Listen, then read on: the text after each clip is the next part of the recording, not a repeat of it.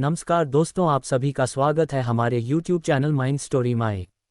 काफ़ी समय बाद आज मैं वापस आपके लिए एक हार्ट टचिंग स्टोरी लेकर आया हूं और मुझे पूरी उम्मीद है कि यह कहानी आपके दिल को छूकर जरूर निकलेगी। तो आपका ज़्यादा वक्त ना लेते हुए मैं इस कहानी को शुरू करता हूं। एक बार की बात है। एक बार एक अध्यापक एक संपन्न परिवार के शिष्य के साथ कहीं जा रहे थे। तो उस शिष्य को कुछ मजाक सूझी क्योंकि उसको रास्ते में किसी गरीब मजदूर के जूते दिखाई दिए। उसने अध्यापक से कहा, गुरुजी, अगर हम इन जूतों को छुपा दे तो कितना मजा आएगा।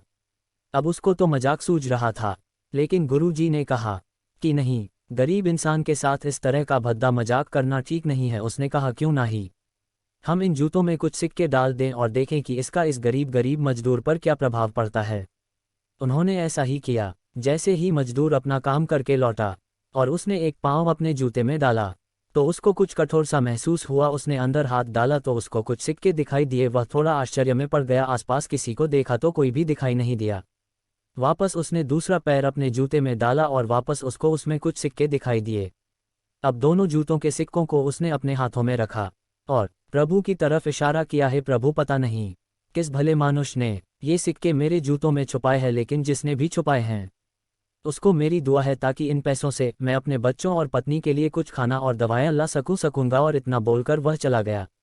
इस बात को शिष्य और अध्यापक दोनों सुन रहे थे। अब अध्यापक ने शिष्य से पूछा कि अब तुम मुझे बताओ कि तुम्हें कैसा महसूस हुआ, तुम्हारी पहले वाली मजाक या मेरा ये तरीका। तो उसने कहा कि गुरुजी, मैं आपसे क्षमा चाहता हूँ। अब मुझे समझ आ गया है कि सच्ची खुशी किस चीज़ में है। जब हम किसी की मजाक उड़ाते हैं तो हमें कुछ पल का आनंद मिलता है, लेकिन इससे हमें बद्दुआ मिलती है। लेकिन अगर हम किसी की मुश्किल परिस्थिति में मदद करते हैं और जिसकी भी हम मदद करते हैं उसको भी नहीं पता कि हमने उसकी मदद की है, लेकिन अंदर ही अंदर हमें पता है कि हमने उस इंसान की मदद की है, यही सच्ची खुशी है। जब हम दूसरों को खुशी देते हैं तो हमें सच्ची खुशी मिलती है। इसी तरह खुशियाँ बांटते रहिए, लोगों की मदद करते रहिए और दान करते रहिए जिसके भी आप काबिल हो। जितना भी आपसे बन पड़े दान करें, लेकिन दान जरूर करें।